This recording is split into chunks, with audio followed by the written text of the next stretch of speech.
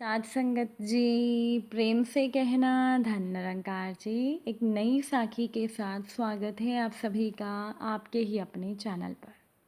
आज की साखी का विषय है कि भगवान जो करता है वो अच्छे के लिए ही करता है, इसीलिए भगवान के करने पर संदेह क्यों करना। चलिए सुनते हैं आज की ये साखी। साध संगत जी, पुरानी बात है। एक बार एक अमीर सेठ के यहाँ एक नौकर काम करता था। अमीर सेठ अपने नौकर से तो बहुत खुश था, लेकिन जब भी कोई कटु अनुभव होता तो वो भगवान को बहुत गालियाँ देता था। तो एक दिन वह अमीर सेठ ककड़ी खा रहा था। संयोग से वह ककड़ी कच्ची और कड़वी थी। तो सेठ ने वो ककड़ी अपने नौकर को दे दी। नौकर ने उस ककड़ी को बड़े चाव से खाया, जैसे वो ककड़ी बहुत स्वादिष्ट हो। अमीर सेठ ने कहा, अरे ककड़ी तो बहुत कड़वी थी, भला तुम ऐसे कैसे खा गए। नौकर बोला, आप मेरे मालिक हैं, आप रोज़ ही मुझे स्वादिष्ट भोजन देते हैं, अगर एक दिन कुछ कड़वा भी दे दिया तो उसे स्वीकार करने में कैसा हर्ज। अमीर सेठ अपनी भूल समझ गया। साथ संगत जी, अगर ईश्वर ने इतनी सुख संपदाएं दी हैं और कभी कोई कटु अनुदान भी दे दे तो भगवान की सद्भावना पर संदेह करना ठीक नहीं। वह नौकर और कोई नहीं, प्रसिद्ध चिकित्सक हकीम लुकमान थे। साथ संगत जी, असल में अगर हम समझ सकें तो जीवन में जो कुछ भी होता है वो सब भगवान की दया ही है। भगवान जो करता है वो अच्छे के लिए ही करता है। साथ संगत जी, एक बार एक गांव में कुछ मित्र मंडली बनाकर बैठे थे। वो लोग ईश्वर के अन्याय पर चर्चाएं कर रहे थे। एक बोला कि भगवान कितना निर्दयी है, भगवान को तो ज़रा भी दया नहीं आती। कितने ही लोग भूकंप में मर जाते हैं, कितने ही बेघर हो जाते हैं, कितने अपंग हो जाते हैं, बेचारे ज़िंदगी भर जीवन का भार ढोते रहते हैं। तो इतने में दूसरा बोला, ईश्वर बड़ा ही पक्षपाती है, दुष्टों को अमीर बना देता है और अच्छे व्यक्तियों को गरीब। ये भगवान तो मेरी समझ के बाहर है। तीसरा बोला, भाई इस संसार में भगवान नाम की कोई चीज़ नहीं, सब बकवास की बातें हैं। इतने में चौथा बोला, हाँ सही कहते हो भाई, किंतु हमारे शास्त्र तो ईश्वर को बताते हैं और मुझे तो लगता है ईश्वर होंगे भी तो किसी तानाशाह की तरह पड़े होंगे किसी बैकुंठ में। तो इस तरह से उन लोगों की बात चल रही थी और पास से ही एक दार्शनिक गुजर रहे थे। उनके कानों पर लोगों के शब्द पड़े। वो उन लोगों के पास आए और बोले, भाइयों चलो मेरे साथ, आप सभी को मुझे एक अजूबा दिखाना है। सभी हैरानगी से दार्शनिक के साथ चल दिए। तो दार्शनिक महोदय सभी को खेतों की ओर ले गए और दो खेतों के बीचों बीच जाकर खड़े हो गए। एक तरफ थी फूलों की खेती, दूसरी तरफ थी तंबाकू की खेती। दार्शनिक बोले, धरती भी कैसा न्याय करती है, एक फसल से खुशबू आती है और एक से बदबू। उनके पास खड़े लोग बोले, नहीं नहीं श्रीमान, ये दोष धरती का नहीं, उसमें बोए गए बीज का है। जहाँ फूलों के बीज बोए गए वहाँ से खुशबू आती है, जहाँ तंबाकू के बीज बोए गए वहाँ से बदबू आती है, इसमें धरती को दोष देना उचित नहीं। तो ये सुनने के बाद वो दार्शनिक महोदय बड़े नरम भाव से बोले, जी आपका कहना सही है, धरती को दोष देना मेरी मूर्खता है, किंतु मुझे ये बताइए कि ईश्वर के संसार रूपी खेत में ईश्वर को दोषी ठहराना ये कहाँ की समझदारी है, जो आप ईश्वर को अन्यायी और पक्षपाती कह रहे थे।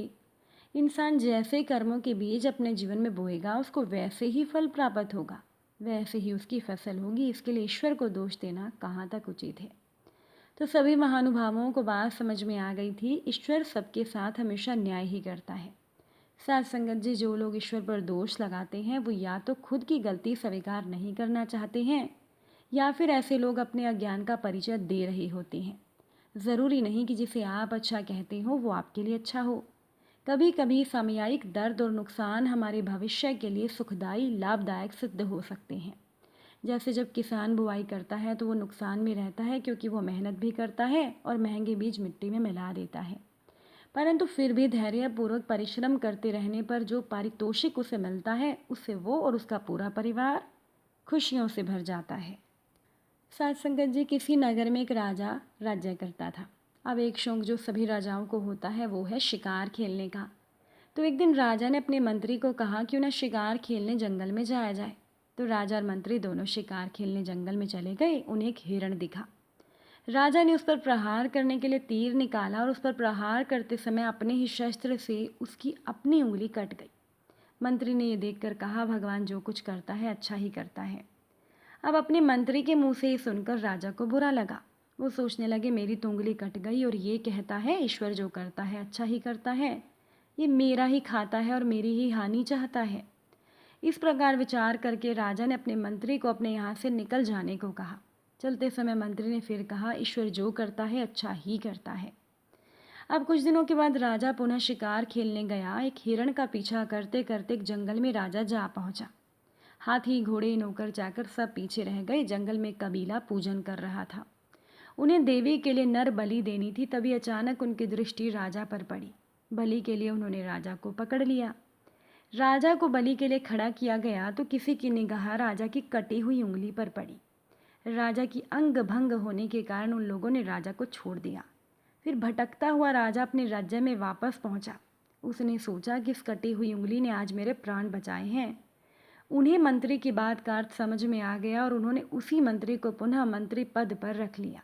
राजा ने मंत्री से पूछा मेरी उंगली कटी थी, अब तो समझ में आ गया कि क्या अच्छा हुआ, क्योंकि कटी उंगली के कारण मेरे प्राण बच सके। पर जब मैंने तुम्हें नौकरी से निकाला था तब भी तुमने यही कहा ईश्वर जो करता है अच्छा ही करता है, इसका क्या अर्थ है? तो मंत्री ने जवाब में कहा महाराज, यदि आपने मुझे निकाल ना दिया होता तो मैं भी उस दिन शिकार के समय आपके साथ होता और मेरा अंग भंग ना होने के कारण मैं पूरी तरह योग्य समझा जाता और उस कबीले के लोग अपनी कुल देवी को प्रसन्न करने के लिए मेरी बलि चढ़ा देते। अब राजा को समझ में आ गया कि जो भी भगवान करता है वो अच्छा ही करता है। हर एक बुराई में कुछ ना कुछ अच्छाई छिपी होती है। साथ संगत जी, जो भी समस्या हमारे सामने आती है उस समय हम यही सोचते हैं कि ऐसा हमारे साथ क्यों हुआ या क्यों हो रहा है, परंतु जो भी चीज़ हमारे सामने आती है वो कोई ना कोई शुभ संदेश, कल्याणकारी संदेश लेकर ज़रूर आती है। जिस समय समस्या आती है उस समय लगता है कि सब गलत हो रहा है, परंतु कुछ समय के बाद हमें समझ में आता है कि हाँ, ये चीज़ इस दृष्टिकोण से मेरे लिए बहुत लाभदायक भी है। इसीलिए किसी भी समस्या के बीच में सकारात्मक रहना बहुत ज़रूरी होता है। अब एक प्रश्न मन में आता है कि क्या भगवान मनुष्यों को अपनी इच्छा से जैसा चाहता है वैसा फल देता है? किसी को अच्छा तो किसी को बुरा, किसी को अमीर बना देता है तो किसी को गरीब, किसी को रूपवान तो किसी को कुरूप, किसी को बुद्धिमान तो किसी को मूर्ख। इसका जवाब यह है कि भगवान अपनी इच्छा से किसी मनुष्य को बिना कर्म किए सुख या दुख रूप में फल नहीं देता। अगर भगवान अपनी इच्छा से मनुष्यों को सुख दुख देता तो कर्मों का तो महत्व ही नहीं रहता। जबकि शास्त्रों में अच्छे कर्तव्य कर्मों को करने का निर्देश दिया गया है तथा बुरे कर्मों को ना करने का आदेश दिया गया है। तुम कभी जुआ मत खेलो, खेती का काम करो, परिश्रम से प्राप्त धन को पर्याप्त मानकर उसी से संतुष्ट रहो, किसी के धन का लालच भी ना करो। अच्छे कर्मों को करने तथा बुरे कर्मों को ना करने का विधान दिया जाने से स्पष्ट होता है कि हर एक जीवात्मा कर्म करने में स्वतंत्र है। अपनी स्वतंत्रता से किए गए कर्मों का फल ही वह ईश्वर की व्यवस्था से प्राप्त करता है।